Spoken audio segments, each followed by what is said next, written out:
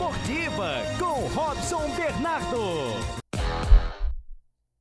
Um grande abraço para você ligado e sintonizado aqui na TV Agora de Limeira.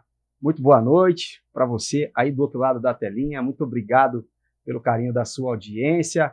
É com muito prazer que nós estamos começando aqui mais um Mesa Esportiva, dedicado especialmente para você que nos acompanha aí todo final de domingo, trazendo notícias esportivas, né? Hoje a gente preparou um programa aqui com debates, né, com alguns assuntos pertinentes aí ao futebol, e a gente quer também que você interaja aí através dos comentários aí no Facebook, no YouTube, lembrando que nós estamos ao vivo aí pelas duas plataformas digitais aqui, pela TV Agora de Limeira, e hoje é muito importante a sua participação, tá? Então nós estamos começando mais um programa dedicado especialmente para você, internauta e telespectador, né? Quero já mandar um abraço aqui para o Paulo Venâncio, que coordena aqui a nossa produção. Hoje quem está com a gente aqui também é o Jonathan Zacaria, que também está sempre dando esse apoio para a gente.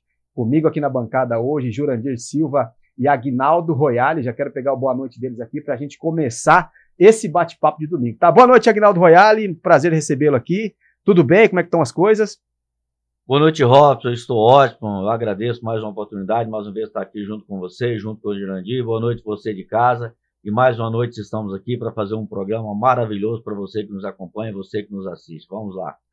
Boa noite, Jura. Prazer recebê-lo mais uma vez aqui, viu? Muito importante sua opinião aqui sobre os assuntos esportivos, sempre trazendo um olhar crítico aí, né, com relação às informações do esporte também, sempre atento aí. Parabéns pelo trabalho aí. É sempre um prazer, viu, receber você aqui. Obrigado, Robson. Boa noite para você, para o Aguinaldo, para o pessoal que está nos acompanhando nesse domingo especial, né? A gente vai falar um pouquinho de esporte, dos principais acontecimentos esportivos aí no Brasil e no mundo. A gente vai bater um papo hoje legal para você. E aí, você que está aí do outro lado aí depois também, pode mandar aí sua mensagem para a gente aí, né?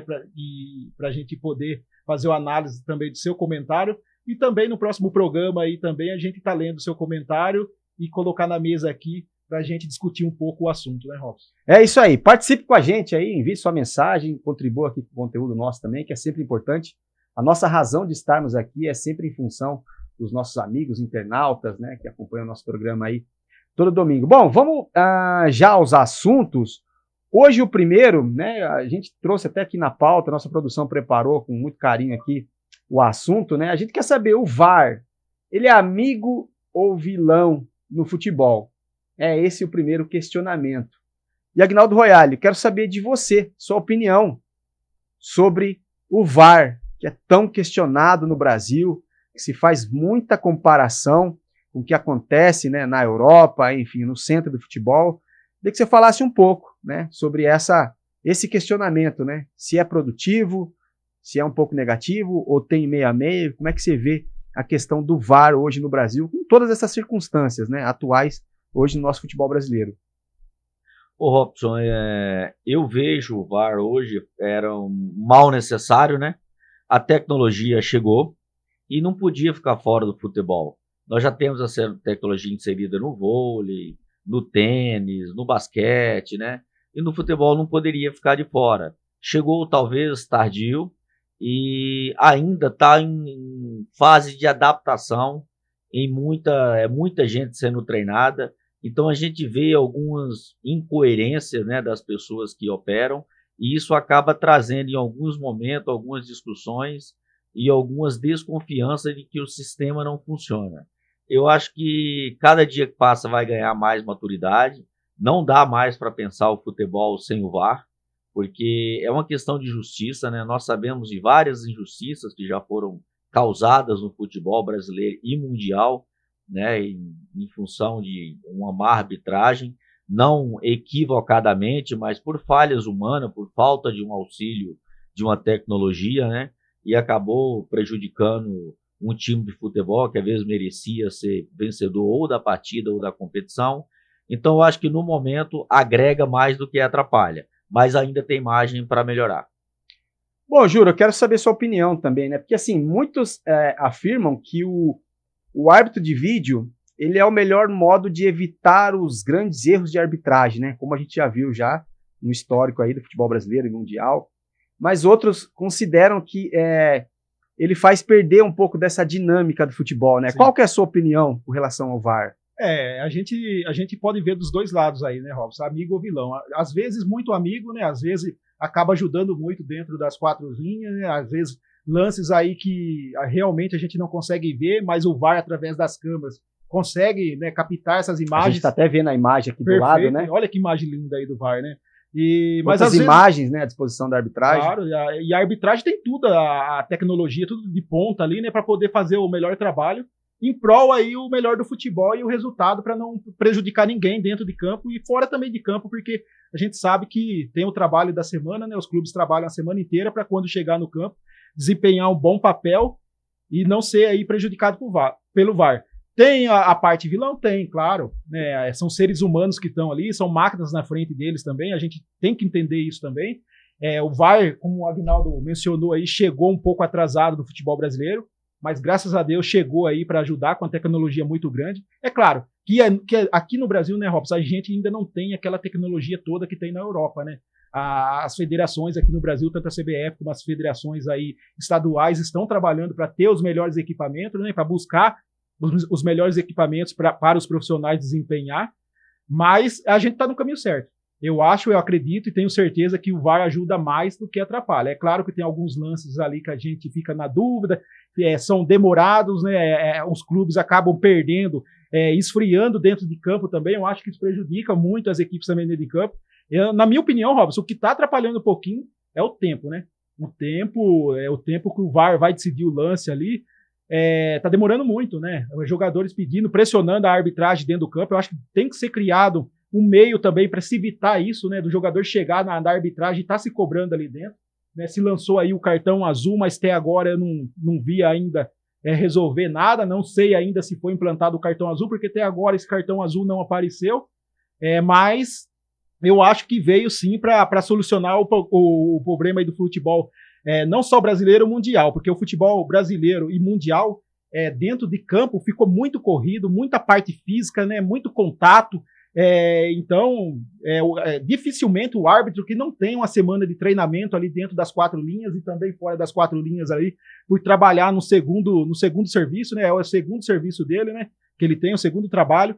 Então, eles ainda não estão preparados para poder aí, né, atuar aí com 100% no VAR, mas eu acho que a profissionalização aí da arbitragem acho que vai ajudar muito aí, caso isso aconteça o mais breve possível aí dentro do cenário do futebol brasileiro, né? Lá fora a gente já sabe que é uma arbitragem profissional, mas aqui no Brasil eu acho que o que tá pegando ainda é esse profissionalismo aí, que com certeza, com o árbitro tendo tempo para poder trabalhar, né, não só a parte física, né, mas assim, a parte mental, a parte do jogo, conhecer o jogador, porque eu acho que tem que ter tudo isso dentro de campo, para o árbitro desempenhar um bom papel. O árbitro ele tem que trabalhar, a gente pode citar aqui um exemplo do jogo, um jogo aí, seleção brasileira e Alemanha, mas o árbitro precisa estudar jogador a jogador para ver como ele se comporta dentro de campo, e também no VAR também, o pessoal do VAR também ter aí um melhor entendimento aí, e uma boa comunicação para poder tentar chegar ao ponto máximo, o ponto positivo, né? E sim, com firmeza ali, com clareza, né? E claro, mostrando muita precisão no lance ali e apontar aquilo que realmente foi dentro de campo. Bom, para quem está em casa aí, para a gente contextualizar um pouco sobre esse assunto do VAR, o VAR é uma sigla em inglês, né? Que significa Video Assistant Referee, que traduzido para o português é árbitro assistente de vídeo, né? Vocês falaram um pouco sobre a implantação aí, e foi implantado, foi na verdade levado para a FIFA em 2016 e aprovado em 2018, né? E a partir disso, o primeiro jogo aí com a utilização do VAR foi na Copa do Mundo de 2018, né? Só para o pessoal que está em casa aí poder entender. A gente tem até a data aqui, ó, mais especificamente aqui, ó. Na verdade tem essa relação com os outros esportes, que o Aguinaldo acabou de falar também, né? Então isso foi trazido para o futebol, muito por conta do que já existem também em outros esportes, e isso eu acho interessante por ter essa referência, né? Por exemplo, o futebol americano, o basquete, né? O vôlei, o tênis também já utilizavam essa ferramenta para poder esclarecer algumas dúvidas. E aí, Aguinaldo, eu quero perguntar para você, a gente se comenta muito, né, nas transmissões de futebol, nos programas esportivos, assim como o nosso, sobre o uso do VAR. Para você, para as pessoas que estão em casa, está claro a utilização do VAR? Ou você acha que as pessoas muitas vezes são induzidas por algumas pessoas que comentam, que tem uma representatividade na comunidade de futebol, mas não esclarecem isso com os detalhes necessários? Ô, Robson, só primeiramente chamar a atenção, a sua pergunta ela é muito boa. Primeiro, nós estamos vendo que o VAR tem alguns problemas, isso é normal de toda a implementação do sistema, e ainda que o VAR chega a uma perfeição sistêmica, nós vamos ter as operações humanas, e isso é passível que em algum momento alguém cometa algum equívoco, mas diante de algumas críticas levadas ao VAR e críticas pertinentes, o VAR tem tomado algumas ações, algumas atitudes. Uma delas é fazer aquela comunicação no meio do campo para deixar claro para o torcedor e também para a imprensa que está ali no estádio, né, e que pode pegar essa comunicação e replicar para o cidadão naquele momento ou posterior. Eu acho que, especialmente para o futebol brasileiro, eu ainda critico muito a postura dos jogadores dentro de campo, que dificulta muito a arbitragem e, consequentemente, a ação do VAR. Eu acho que os clubes, os jogadores, os treinadores, toda essa massa envolvida precisa melhorar o comportamento deles no decorrer do jogo. E aí eu acho que vai ajudar muito na questão do árbitro. A gente ainda consegue ver jogadores questionando, tentando explicar que foi pênalti, ou tentando explicar que não foi pênalti. Não há a menor necessidade disso. O VAR vai fazer a revisão com tranquilidade. Então parece que as pessoas ainda não entenderam o VAR. A gente consegue ver algumas pessoas tentando burlar agressões, tentando burlar penalidades. Então são coisas que já deveria ter passado na cabeça dos jogadores, que não adianta mais você burlar uma penalidade. Eles vão fazer a verificação e você vai passar vergonha. Então, eu acho que nesse momento o VAR está passando por um momento de crescimento e vem dando amostras de que está no caminho de buscar ser melhor a cada dia. Agora, a gente não vê essa evolução por conta dos jogadores, dos treinadores, dos clubes de futebol. Precisa repensar o comportamento deles, no entanto. Tem sido muito criancice. Mas assim, você acha que está claro o entendimento das pessoas, do grande público, sobre o uso da ferramenta do VAR, pelo que se fala nas transmissões de futebol hoje? Eu acho que não. E aí o problema talvez seja ter menos do VAR do que das pessoas que publicitam e levam isso ao conhecimento do cidadão, né? Isso, de repente, é uma obrigação até nossa também, né? E especialmente daquelas pessoas que alcançam mais a grande massa. E a gente vê, por exemplo, até lances que não têm muita responsabilidade ou nenhuma responsabilidade do VAR, e pessoas, colegas nossos da comunicação, do meio de informação esportiva, acaba deturpando para ganhar likes, e para o futebol acaba não ajudando. Mas aí eu acho que deve sim a CBF fazer treinamentos, divulgações, investir em conscientização em benefício do futebol, mas quem também tem um microfone, quem também tem essa possibilidade de orientar o telespectador e as pessoas envolvidas no futebol, também precisa fazer. A gente tem ver alguns comportamentos de algumas pessoas que têm um microfone para falar sobre esporte, que acaba não sendo muito convencional e acaba atrapalhando. Mas eu acho que o VAR está no caminho certo, ele tem tomado algumas ações de melhorar. Mas eu acho que a imprensa esportiva que comenta também tem que fazer a sua parte, e especialmente os jogadores dentro de campo. Mas claro, ainda não está. Mas eu acho que mais gente precisa fazer a parte dela. Jurandir, você acha que a imprensa ela tem essa responsabilidade de transmitir a informação correta para as pessoas? A gente está falando do VAR, claro, né? Queria que você falasse um pouco sobre essa questão das transmissões, dos profissionais hoje do jornalismo esportivo, ter essa preocupação também de expor o que de fato está estabelecido, o que de fato os árbitros estão orientados. O que você pensa sobre isso? Eu concordo com tudo aquilo que o Aguinaldo colocou na mesa, né? Até porque a imprensa é o maior, como que eu posso dizer? O maior responsável por chegar essa mensagem até o torcedor. Dentro de campo, o torcedor acompanha o time, acompanha o clube, mas ele não tem essa informação. E essa informação chega através da imprensa. E tem muitos, como o Aguinaldo também mencionou, que às vezes usam da imprensa para ter audiência, para vender jornal, para fazer vários tipos de situações que possam aí favorecer o profissional. Eu acho que está na hora da gente repensar um pouquinho essas ideias, colocar aí para o pessoal, para os torcedores, que o VAR é importante, é uma ferramenta importante que vem para acrescentar muito dentro do futebol, só que é aquele negócio, né? Já melhorou muito, o Aguinaldo citou que tem agora, o árbitro vai lá no meio de campo, em alguns jogos, e fala para o público o que realmente aconteceu, o que ele viu, mas é muito pouco ainda para essa informação. Eu acho que, como o Aguinaldo mencionou, precisa se investir mais aí, né, em informação, e a imprensa está aí para isso. A imprensa está para contribuir com toda essa informação para o torcedor, para quem é leigo. Tem muita gente leigo dentro do futebol que não sabe o que é o VAR. Eu acho que deveria se ter uma comissão aí para ser formada e para essas informações chegar de uma maneira mais clara. A gente acostuma falar um palavreado muito difícil também, passar para o torcedor, né? Chega, o que é o VAR?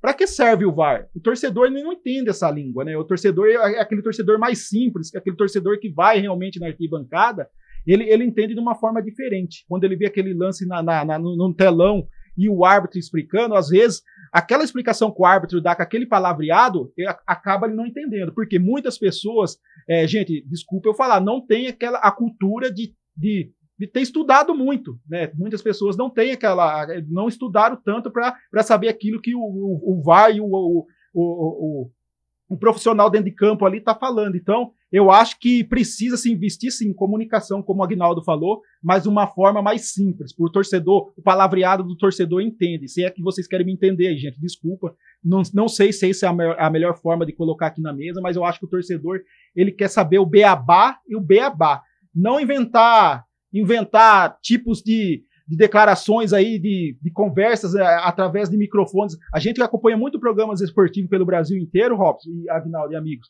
E o palavreado é um palavreado que o torcedor não entende. Talvez isso esteja dificultando aí o entendimento do torcedor. E eu acho que quando se passar aí, explicar de uma forma mais simplificada, eu acho que o torcedor vai começar a entender e também vai aí apoiar o VAR com certeza, porque veio para acrescentar, veio para melhorar o futebol brasileiro. É claro, tem alguns erros, mas eu acho que o VAR tem mais acertos do que erros. Então, eu acredito, Robson, que o VAR veio sim aí para somar com o futebol de uma forma muito boa.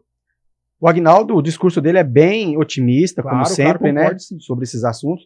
O Jurandir já aproximou um pouco do que é, de fato, o que acontece, né? E assim, para quem está em casa também, é importante a sua opinião, tá? A gente está aqui sempre expondo a nossa opinião, né? Eu consigo falar um pouquinho mais com propriedade sobre a arbitragem, né, por todas as circunstâncias que nós sabemos, mas eu gostaria de dizer assim, para quem está em casa, né, gostaria de acompanhar futebol melhor, se preocupe em saber, de fato, qual é o fundamento da utilização do VAR.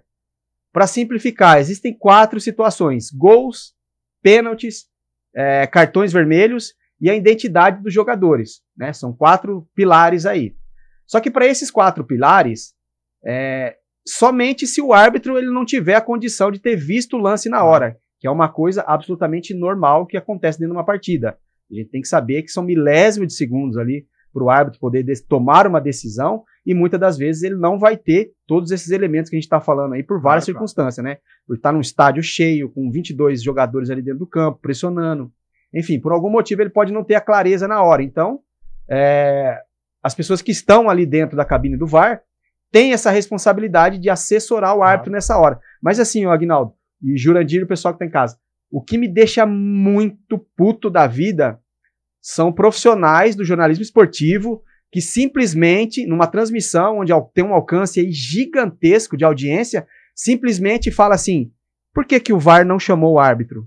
Cara, isso é um despreparo, é uma falta de informação. Perfeito, porque assim, o árbitro lá dentro do campo, o árbitro central, ele ainda tem todo o direito de tomar todas as decisões. Ele é o principal ali nesse aspecto. Ou seja, ele tem o direito de interpretar as jogadas também. Perfeito. E tomar a decisão dentro do campo. Isso aí é absolutamente normal. E é bom a gente lembrar, desculpa cortando você um pouquinho, que tirando o árbitro, gente, é só emoção. O árbitro é o único profissional dentro de campo que ele tem que agir com a razão.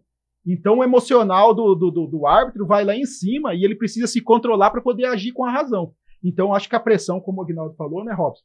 Às vezes isso acaba também dificultando com relação à pressão dos jogadores. Então precisa se trabalhar muito isso aí também. E isso que você falou, Robson, é muito verdade. A própria imprensa está muito mal assessorada e mal trabalhada para entendimento do VAR. Precisa também se atualizar. E as pessoas que estão em casa também, Jurandir, é importante entender que uma transmissão de futebol hoje, né, padrão aí que a gente vê muitas vezes, ela é direcionada para levantar polêmicas, né? Levantando polêmicas, você vai ter mais atenção do público.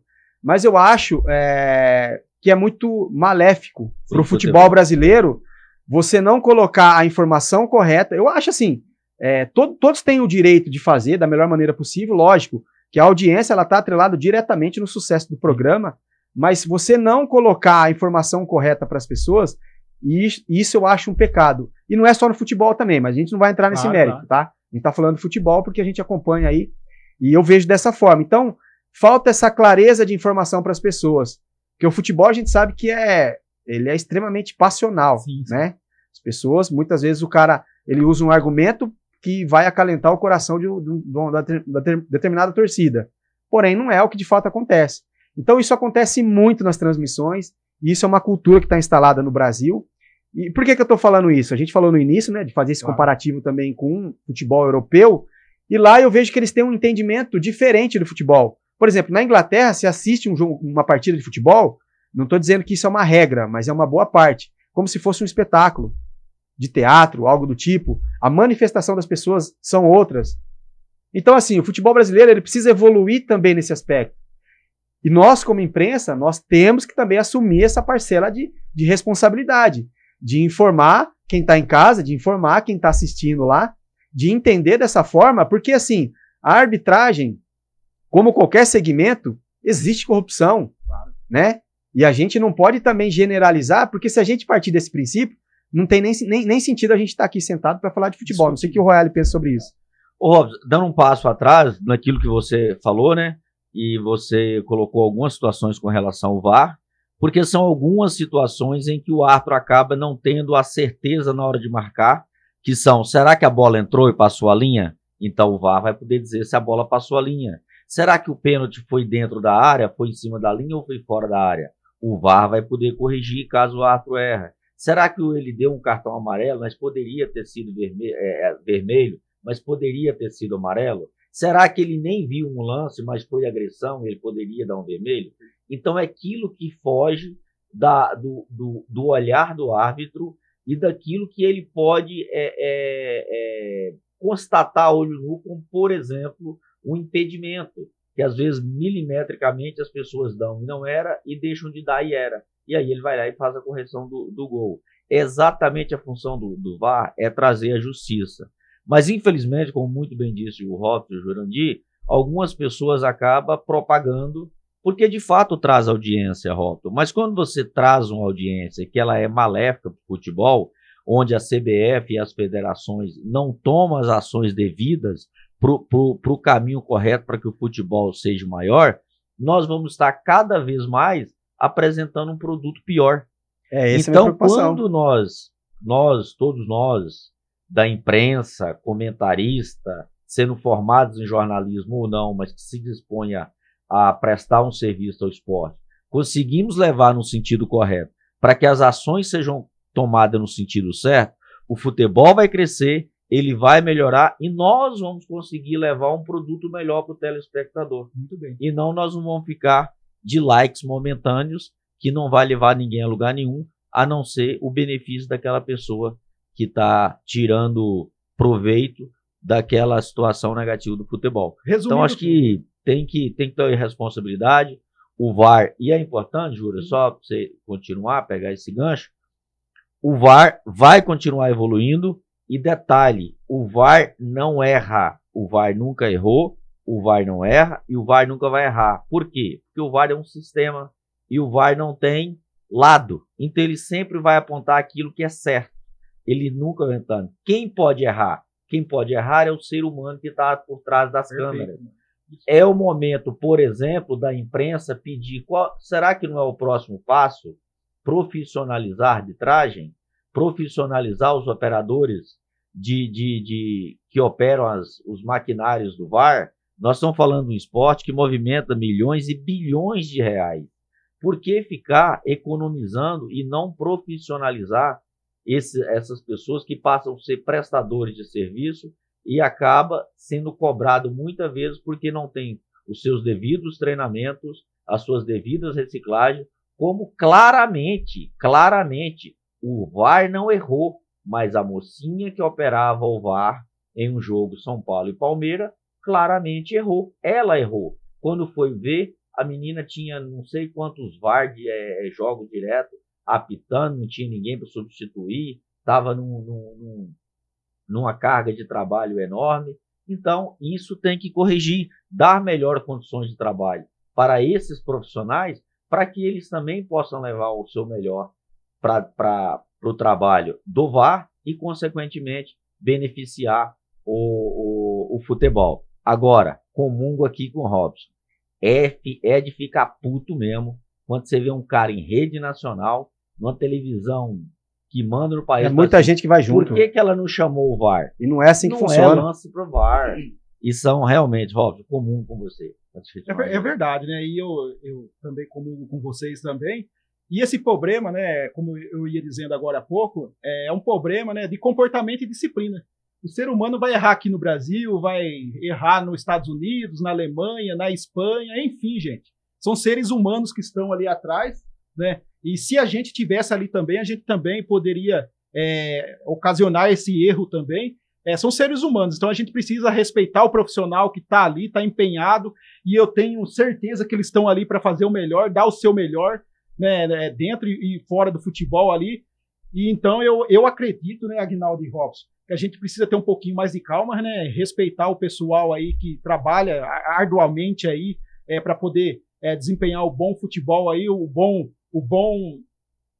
trabalho dentro e fora de campo das quatro linhas e também ali no VAR também, porque realmente eles tiram leite de pedras, não sendo aí profissionais, né, trabalham de dia e apitam à noite, Robson. Agora eu quero fazer uma pergunta para o Robson, que é do ramo aí, o Robson é formado em arbitragem, inclusive o Robson tem gente que se espelha no Robson para se tornar futebol. E eu também, o Robson é um bom menino. Ô Robson, você que é do ramo aí da arbitragem, por que quando um campo tá ruim, todo mundo vai lá e mete o pau no campo, tá ruim, não dá condição de jogo?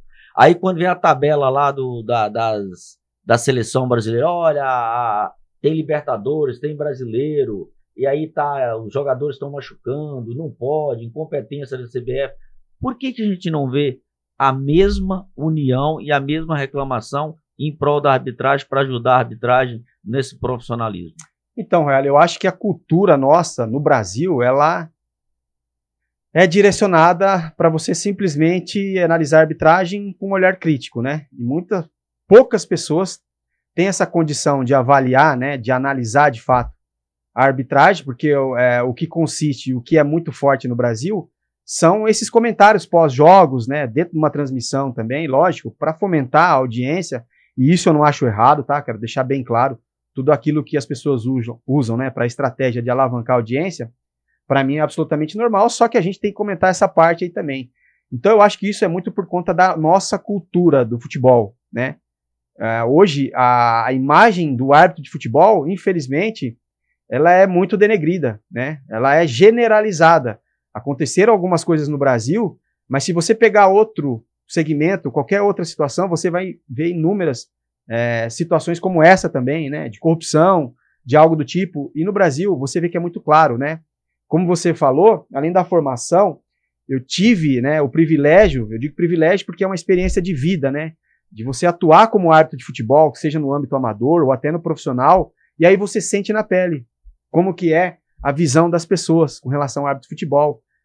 E assim, inevitavelmente, Aguinaldo, a gente vê que a cultura das pessoas, elas interferem muito na opinião, né? Então, eu bato muito nessa tecla, porque as pessoas, muitas vezes, se usassem o mínimo da empatia por uma profissão como árbitro, iriam entender, por exemplo, que são milésimos de segundos para você decidir. Tenta decidir algo importante, milésimo de segundo, para você ver a dificuldade que é. O futebol, ele traz essa importância, mas é claro que os profissionais, eles estão preparados para isso.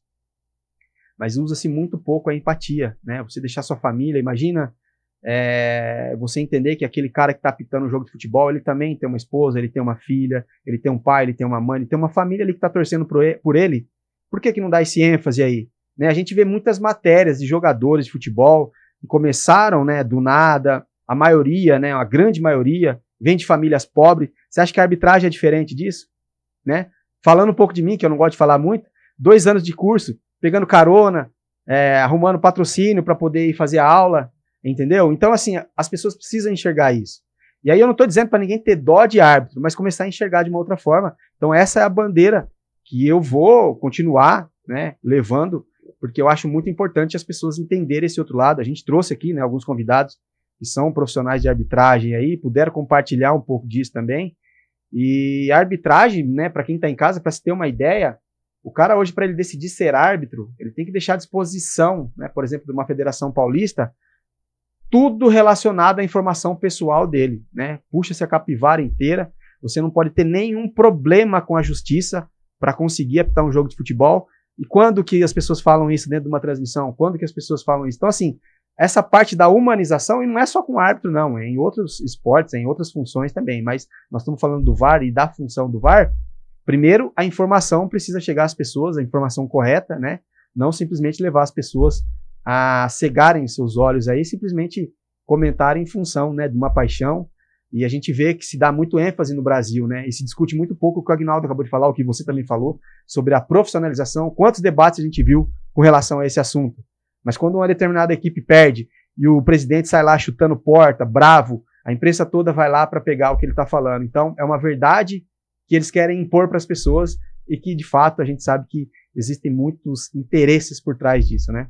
Tá. Pensando na melhora do futebol, eu quero dizer uma coisa aqui, quero que o que eu vou dizer agora ganhe eco, inclusive que eu acho que é um erro que a arbitragem comete, e eu espero que eles começam melhorando o nível de arbitragem por esse ponto, que eu acho que não é culpa da arbitragem, mas eles têm uma coisa que eu acho que erra muito no futebol profissional, não é no futebol amador, não é. Futebol profissional é uma coisa que eu acho que o árbitro precisa parar de fazer, porque está atrapalhando o futebol, e os jogadores estão usando as arbitragens, está prejudicando o futebol. E nós precisamos começar a pegar, e nós não vamos melhorar o futebol com uma bala de prata, nós vamos melhorar o futebol com vários detalhezinhos. E um detalhe, Robson, que o árbitro ajuda a piorar o futebol, sabe qual é? Quando ele se envolve, tem 2 jogadores discutindo, ele vai lá, entra no meio, coloca a mão no peito e tá errado. Isso aí, tem Royale, que parar com isso. Isso aí, Aguinaldo. Ele tem uma regra para cumprir. Um quer bater na cara do outro, deixa que bata. Fica de longe assistindo, depois ele vai lá, ó, que regra eu tenho que cumprir? É cartão amarelo? É vermelho? E sai fora. Sabe por quê? 99 dos casos, eles não querem brigar, eles querem tumultuar, quer jogar para a torcida que não está conseguindo fazer dentro de campo. Lamentavelmente, a arbitragem cai nisso. Jogadores que se enroscam na lateral, bandeirinha vai lá entrar no meio. Deixa eles lá, livre-arbítrio, está com vontade de bater na cara do outro, deixa bater. Depois arque com as consequências. Nós somos assim. O que você está falando é um ponto de fato que acontece. Precisa parar com isso. Só que tem um detalhe aí, isso é uma orientação. Tem que parar com essa orientação. Aí já é uma questão de estrutura. Exatamente. Eu disse aqui antes, talvez não seja culpa deles. Mas é uma orientação. Mas precisa acabar com essa orientação, porque os jogadores estão aproveitando.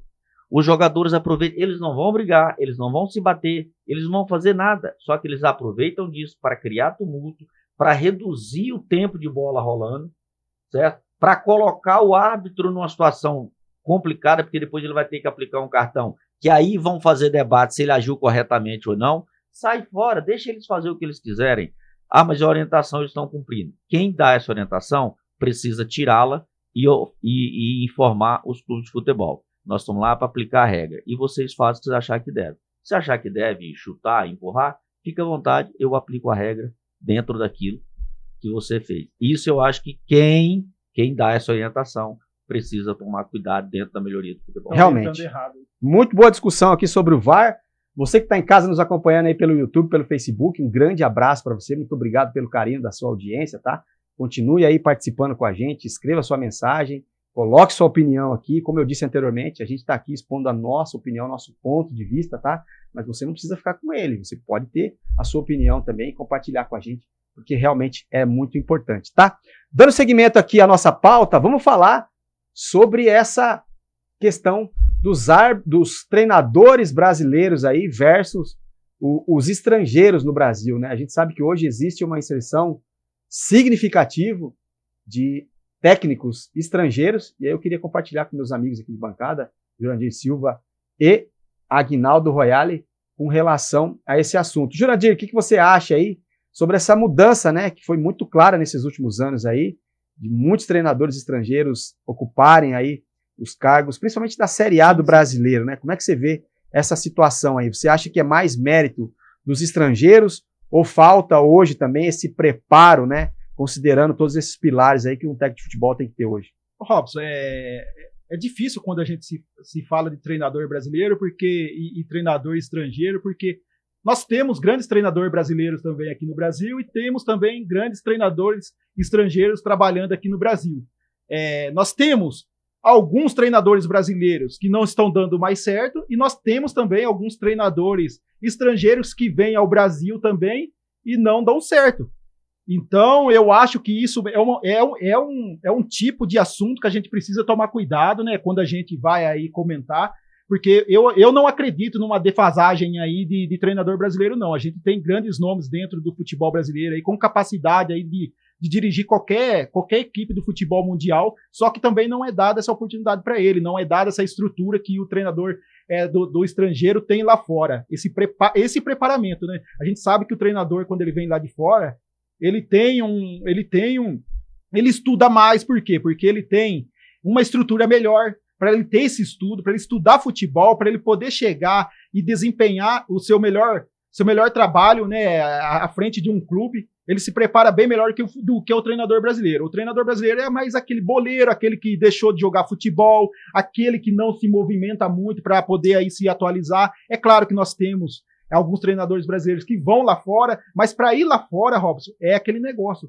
São os treinadores de ponta. Aquele treinador que de time pequeno, de time médio, não tem condições de chegar numa Espanha, numa Alemanha, numa Inglaterra e fazer um estudo, né? Nós temos aí o próprio Carille, que ficou fora do Brasil, estudou bastante, chegou no Santos e deu no que deu, né? E nós temos treinadores brasileiros aí, exemplo do Júnior Rocha, né, que não tem muitas condições financeiras de ir lá fora e fazer, se preparar ainda melhor para se transformar num treinador de ponta, fazendo um grande trabalho à frente da Internacional.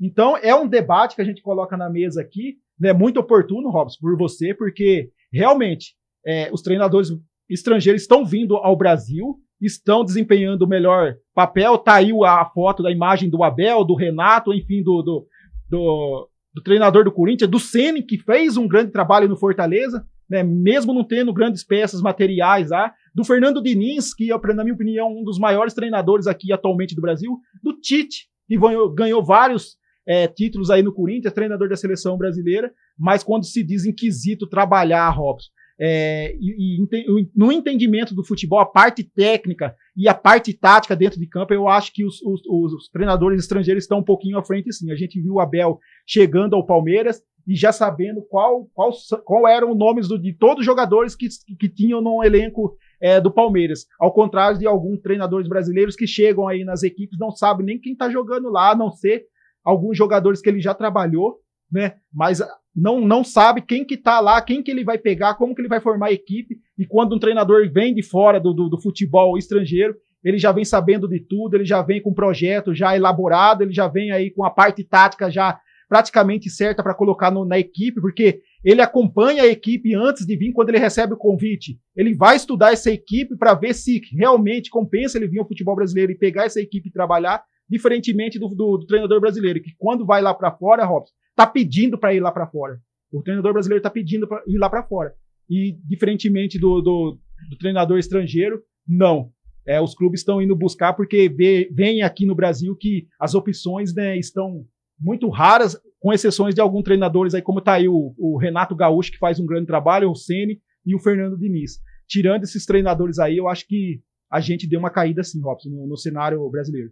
Antes do Aguinaldo falar, eu quero compartilhar aqui alguns números, né, para você que está em casa também, se antenar no assunto aí sobre os treinadores estrangeiros, né, versus os treinadores aqui do futebol brasileiro. Aguinaldo, presta atenção nesses números aí, ó. O futebol brasileiro, ele é uma das escolas que mais trocam de treinador aí ao longo das competições. Isso aí é fato, a gente sabe, né?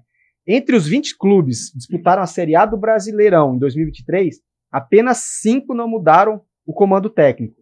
Na atual temporada, 14 começaram a competição com treinadores que terminaram o último ano.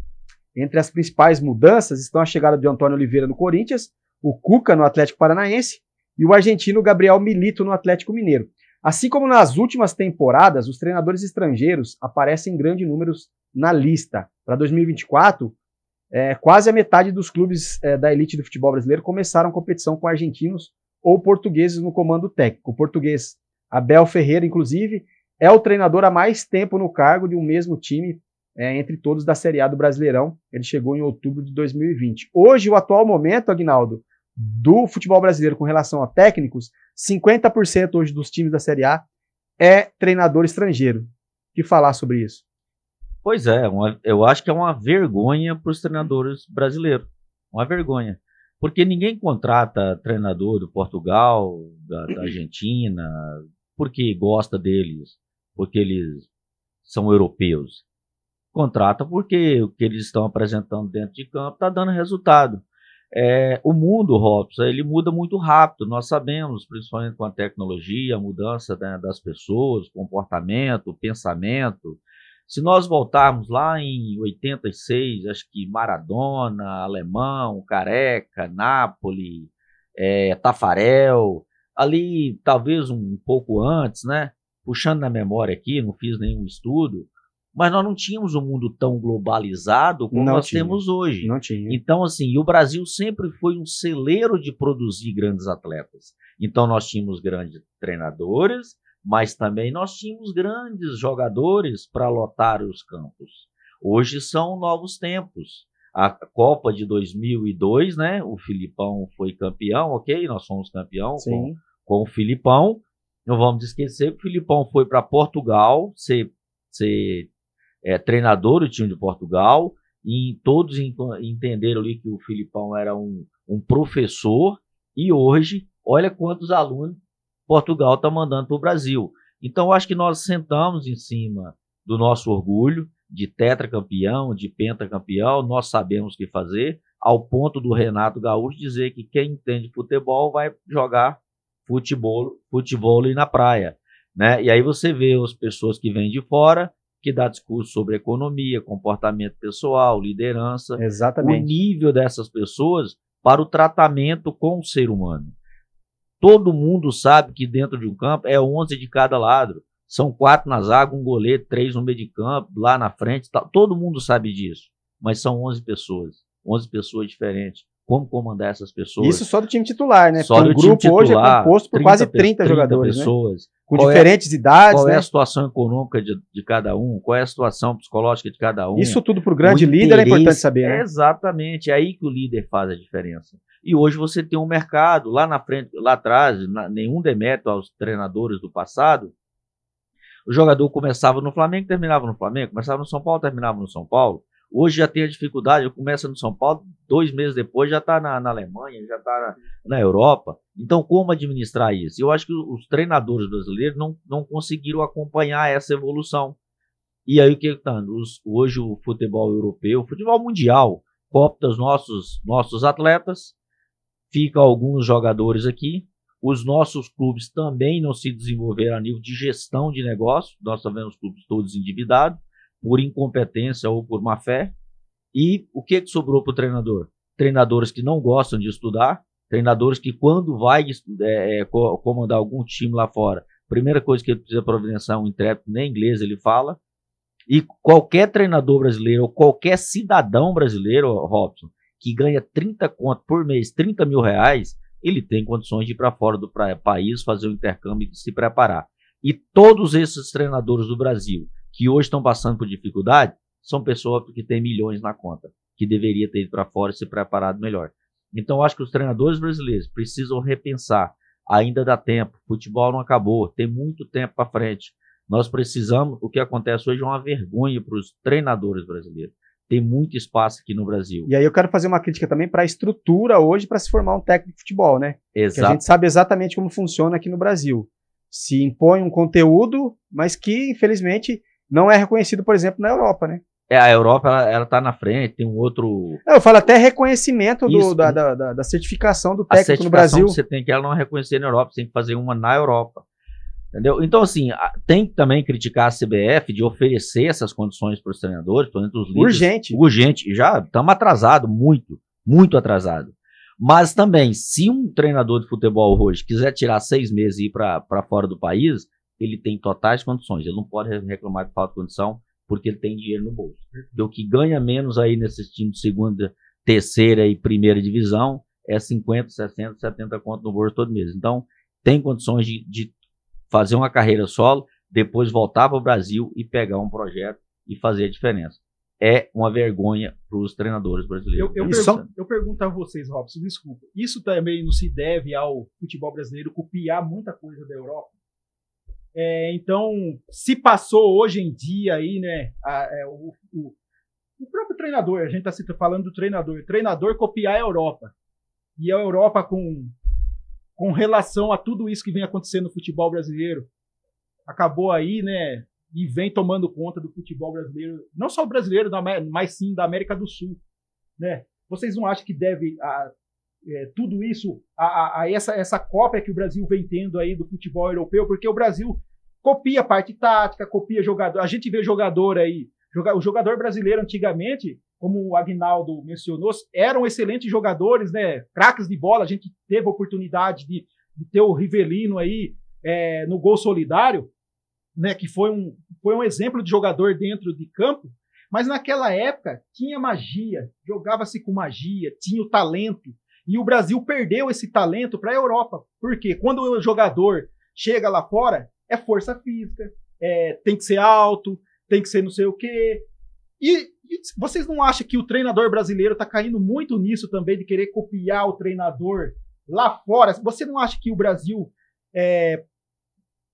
isso é opinião minha, viu, gente? Na minha opinião, acho que sim, deveria seguir o método brasileiro.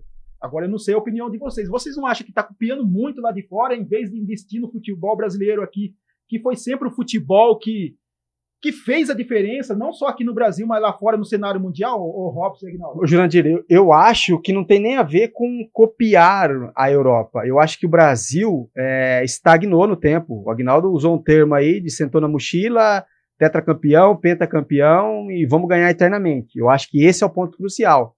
Porque como qualquer segmento que existe no universo, todos vão evoluir. O Brasil não acompanhou essa evolução.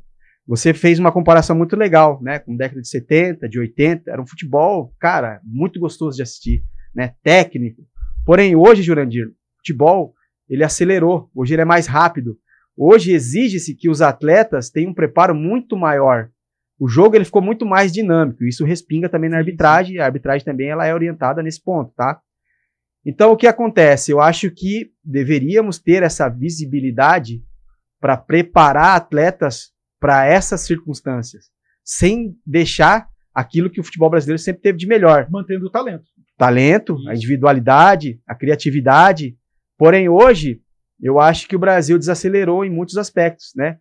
E o próprio tempo também, nós vivemos tempos modernos, claro, né? A orientação que você dá para um atleta hoje não é a que você dava na década de 80, de 90, muito por conta da influência também, né? Da questão social, né? De onde as pessoas vivem. Hoje se tem muito mais informação, então o Royale também, que é um grande líder aí, ele vai saber muito bem do que eu estou falando.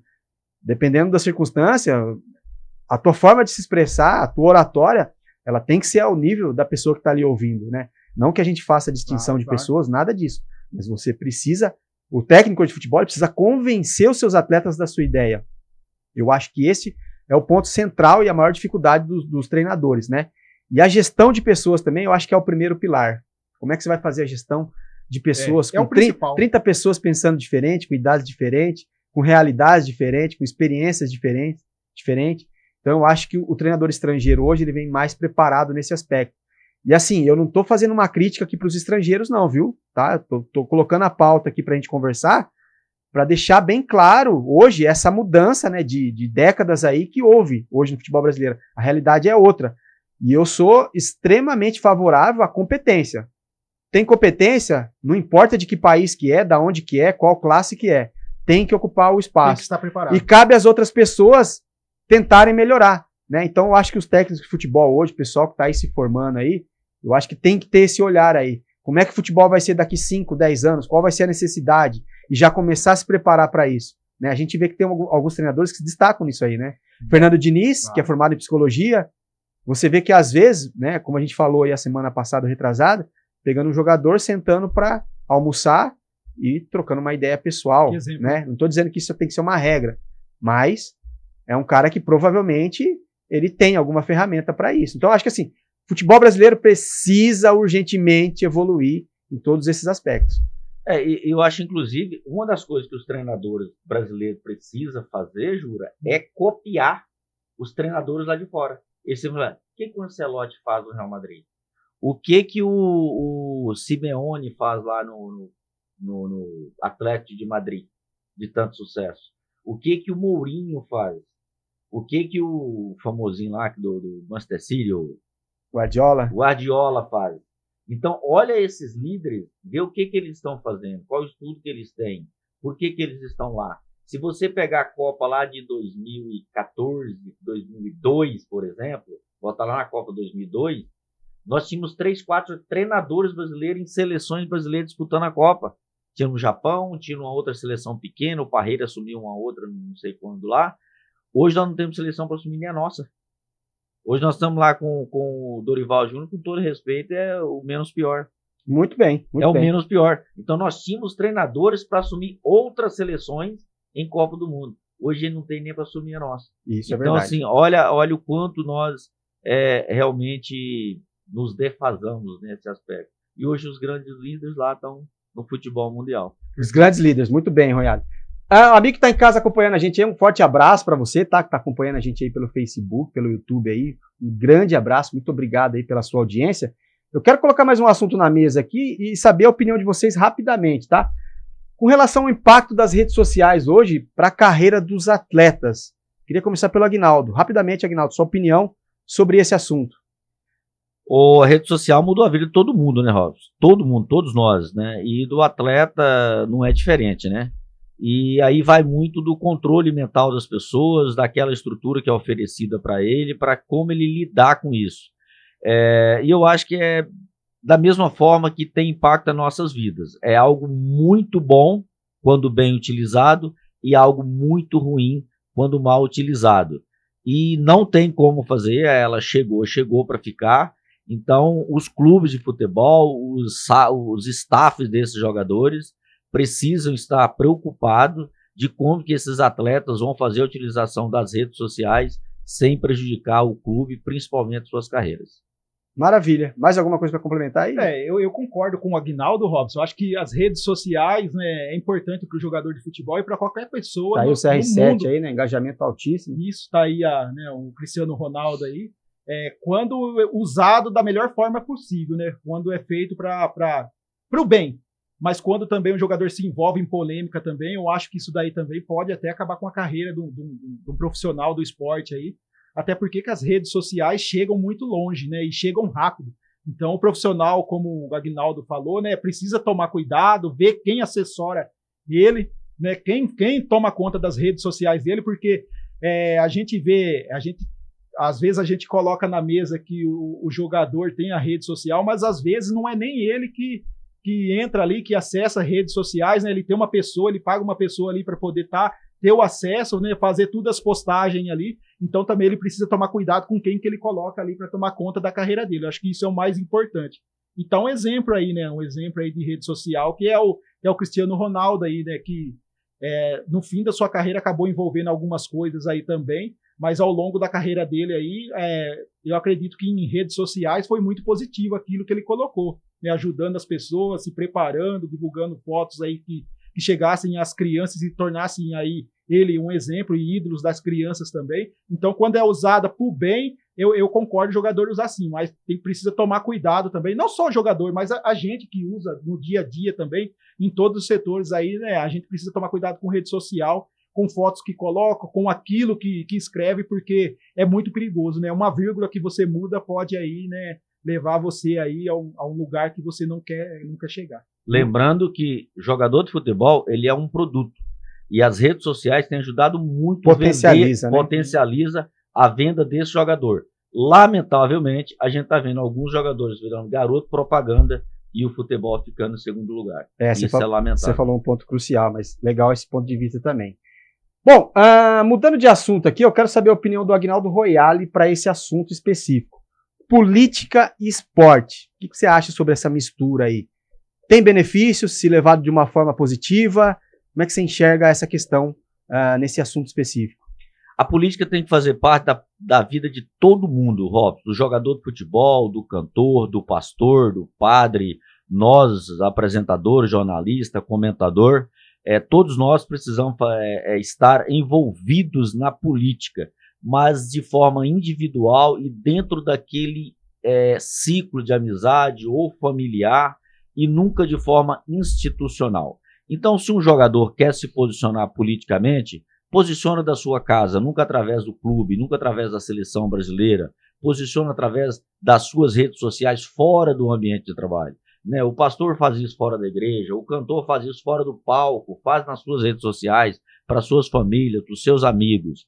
Então, antes de ser jogador, antes de ser qualquer coisa na vida, nós somos cidadãos. E como cidadãos, a política ela nos impacta diretamente. Então nós precisamos estar atentos com a política. Mas nós não podemos misturar. Não dá para um jogador, por exemplo, do São Paulo, querer vestir a camisa do São Paulo, uma entrevista coletiva do São Paulo, falar de política. Ele faça isso na casa dele, com os amigos dele, para a rede social dele. Aí sim ele tem todo o direito de se manifestar como cidadão. Como jogador, como cantor, ali eu acredito que não deve misturar as coisas. Maravilha, tá aí a opinião então do Aguinaldo Royale. Você aí em casa, aí, fique com a sua opinião, escreva aí pra gente. Qual é a sua opinião relacionada aí, né, ao esporte, ao futebol de uma forma geral aí, com a política inserida aí, tá? Ô, Robson, eu posso dar a minha? Com certeza. Eu acho que a política, sim, é importante dentro não só do futebol, mas do esporte, né? Se nós não tivermos a política dentro do esporte, dentro do futebol, como que vai funcionar? Quantas pessoas vão ter bolsa para poder desempenhar, chegar aí, treinar, fazer os treinamentos? As praças de esporte, acho que é muito importante, a política está a par disso, para poder ter uma estrutura boa, para poder ir lá fazer os seus alongamentos, fazer sua maratona, entendeu? Ter a praça de vôlei, praça de futebol de salão, ter um estádio em ótimas, né, estádios municipais em ótimas condições também de receber os grandes eventos. Eu acho que a política se faz necessário dentro e todos os setores da sociedade, sim. Eu concordo com o Aguinaldo. Sem a política, gente, as coisas não andam.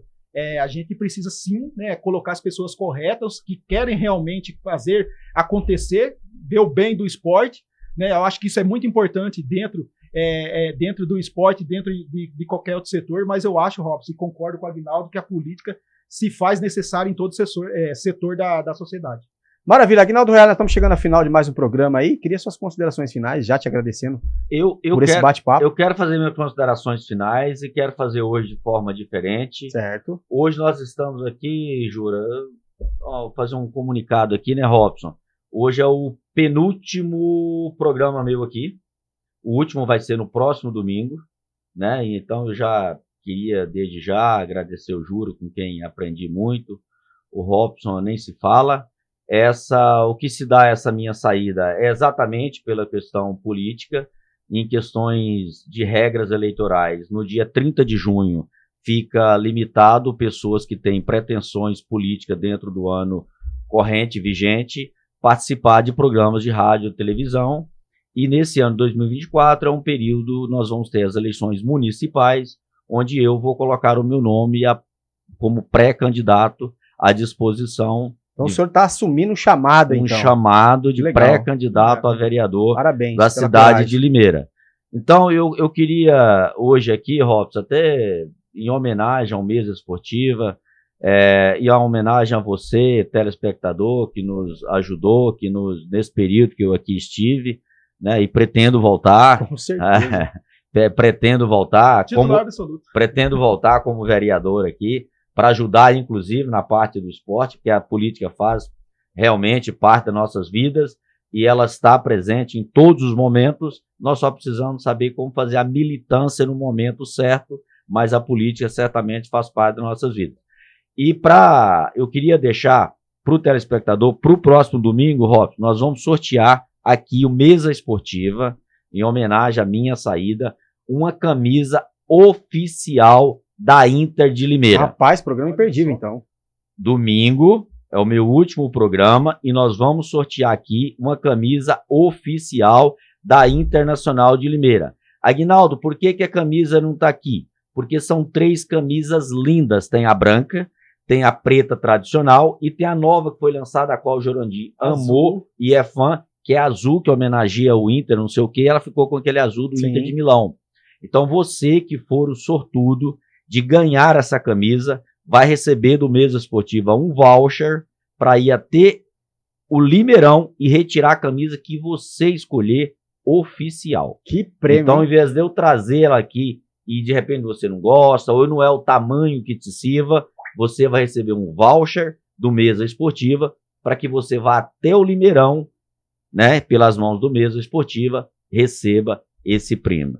Robson, só te agradecer, meu irmão, desde já, né, o próximo programa é domingo, meu último programa, Sim. Mas essa camiseta até para homenagear em agradecimento ao Mesa Esportiva aí, por tudo que vocês fizeram comigo, o quanto eu aprendi e o quanto eu amo fazer esse programa, porque eu amo falar de esporte, né? E para mim foi muito positivo e eu fico aqui 1h30, cara, e nem percebo o tempo passar, porque realmente assim é muito gostoso. Na semana que vem nós vamos trazer. Semana que vem, aí sim, vai ser meu último dia. Na semana que vem nós vamos falar sobre esse rapaz aqui, viu? Aguarde, tá? Programa imperdível, então, com essa camisa da Inter, né, que você vai poder receber. Eu tenho certeza que vai ser um programa excepcional, viu? Tamo junto, viu, Aguinaldo? Semana que vem nós vamos falar mais sobre essa despedida, entre aspas, aí, por um período determinado aí, para você estar de volta. Jurandir, muito obrigado pela sua participação aí, sempre trazendo sua visão crítica aí, né, sobre todos os assuntos. Parabéns pelo trabalho que você vem fazendo, evoluindo. E tamo junto, né? Semana que vem, tamo aí para chorar com o homem, né? É verdade. Vamos chorar um pouquinho com o Aguinaldo, né, Robson? Foi um prazer, né, a gente ter o Aguinaldo aqui. Ele tem mais um programa para fazer a semana que vem com a gente aqui, mas a gente já vai ficando triste. Espero que ele volte o mais rápido possível também, né, para brilhantar o programa. O Aguinaldo, que entende muito do futebol, com seus comentários aí sempre afinados, né, Robson? Mas gostaria de agradecer também você pelo programa mais uma vez, agradecer o pessoal que está em casa, né, desejar uma boa noite para eles, para você, para o Aguinaldo, e que Deus abençoe, né, a gente nessa semana que vai se iniciar mais uma vez aí, né? E também eu tenho certeza que você no próximo domingo estará com a gente aí acompanhando o sorteio dessas 3 camisas que o Aguinaldo aí prometeu. É uma camisa, né? É uma camisa? É uma camisa. São 3 opções. São 3 opções. Perfeito. E aí a pessoa vai lá e escolhe aquela que ela achar que é melhor para ela. Seja branca, seja preta, seja azul. Muito bem. Porque ela escolhe exatamente o que ela quer. Valeu. Maravilha. Um grande abraço para você que nos acompanhou até agora. Muito obrigado pela audiência, tá? Um beijão no coração de todo mundo aí. Fiquem com Deus. E na semana que vem, ó, Aguinaldo acabou de dar um spoiler aqui, hein? Programa imperdível. Você pode ganhar uma camisa da Internacional de Limeira, que é líder do Brasileirão hoje, está voando aí rumo à segunda fase. Então, assim, um presente bacana também de uma pessoa muito especial, que a semana que vem a gente vai trazer muito mais detalhes sobre o Aguinaldo Royale, tá? Um grande abraço, um grande beijo aí, fiquem com Deus e até semana que vem.